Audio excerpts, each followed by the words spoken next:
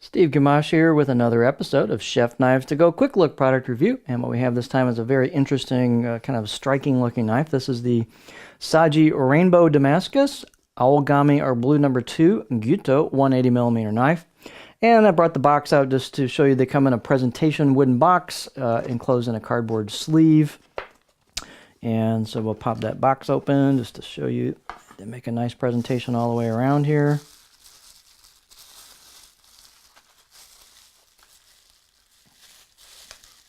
It's a little work to get these out, but so there's our knife. You've got some red felt down there, so put that off to the side.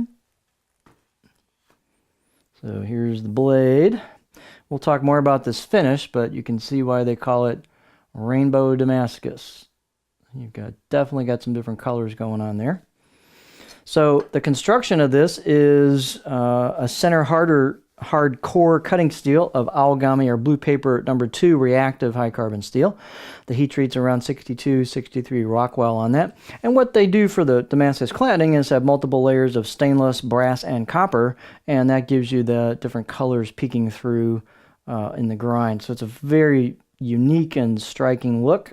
These are extremely well crafted knives. They have a stiff feel to them and a bit of meat behind the edge and at the tip, so they're definitely not dainty, but really cool execution on these.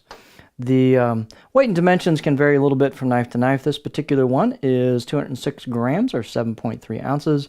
The edge length is about 183 millimeters or 7.2 inches from the tip to the back of the heel, and the overall length on this is just about 12 inches, right on the money. The spine thickness is pretty much the same all the way down. I measured it coming out of the bolster at about 2¼ millimeters and halfway down about 2¼ and we don't lose too much. It doesn't really have much distal taper, so it just pretty much stays the same until you hit the grind. And the grind on these is pretty subtle. The 150 petty was similar, where you just have a kind of a contour that starts. This one starts a little further down than the petty because it's a taller blade, but just kind of a gentle, not as noticeable like shoulder going from the blade flat to the edge. It's just a nice contour, continuous contour, convex down to the edge, and it's a really cool look. It's very well executed.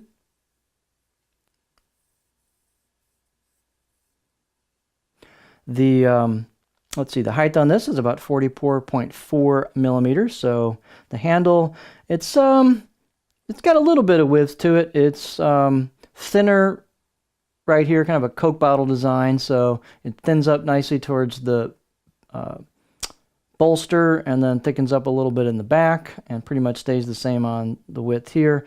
Very comfortable, nicely done fit and finish wise, but there's how much clearance you have, so you'll have to kind of mind your fingers in terms of board clearance. The handle on this one, he tends to use different woods. This particular one is a black linen micarta. It's a really nice look. It's almost got like a carbon fiber type of look to it. It's very well done, nice smooth fit and finish. You've got 3 stainless rivets there. The center one is a mosaic pin. So you've got full tang construction, and you can see a polished stainless steel metal bolster going down. It looks like a pin bolster because it comes on either side of this, but coming down into the blade. Super smooth transition right here into the choil. Just nice and smooth. Nice fit and finish on this. They've polished the spine a little bit. The choil's nicely done. Very sharp out of the box. This and the 150 petty, I'm going to give them a 7 out of 10. They had differential sharpening, so they've used a higher, more polished grit on one side, the edge bevel, and a little bit less, more coarser grit on the other side. So it's a really sharp knife out of the box. It's a fairly stiff blade. In terms of the grind, the right side of the blade, as you're holding it, has a little bit of a flatter contour. It's not quite as much contour to it. The left side's got a little more contour shape to it, so that's kind of stands out a little bit. Very nice fit and finish on these, as we said. They're just really striking in person. And you can see it's not hand chiseled, it looks to me. You know, this one maybe is a little different. It's a little hard for me to tell here. I think this one might be hand chiseled. The other one almost looked like it might have been stamped in there. I could have been wrong there, but I don't think so. This one looks like it's hand chiseled. It does kind of have that, I don't know if you can catch that on the camera. It's got that kind of dance thing when you look at it. It kind of moves around a little bit if you move the blade around. But I think that's hand chiseled. You can feel it a little bit. I'd be surprised if it's not on this style of knife. But you can see the tip thins out pretty nicely. Not super skinny. It's a little thinner at the edge and a little thinner at the tip than the 150 Petty. But just a really cool blade. Balance point, it's going to be back here a little bit because of the handle and the length of the blade. But there's your balance point. Just pretty much right on that bolster. Very comfortable in a pinch grip or racket grip. Let's look at the cutting board profile. So again, this has kind of a stiff, confident type feel to it. Got some heft to it. A lot of that's in the handle, but here's your profile. So butter smooth, just kind of a good gentle belly, nothing super flat, but a little bit of a stop at the back. And not super tall, or I should say not super high on the upsweep in the front of the belly, but I'll still get pretty high. I'll get up in there for as far as trying to hit the tip into the wood on the cutting board. So yeah, you'll be able to rock this thing pretty well. Push-pull cut. It's not a chopper, but good all-around profile.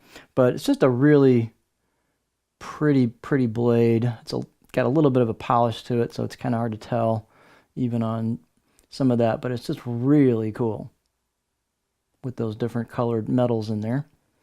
So very interesting knife. So this is the Saji Rainbow Damascus Aogami #2 Gyuto 180mm knife.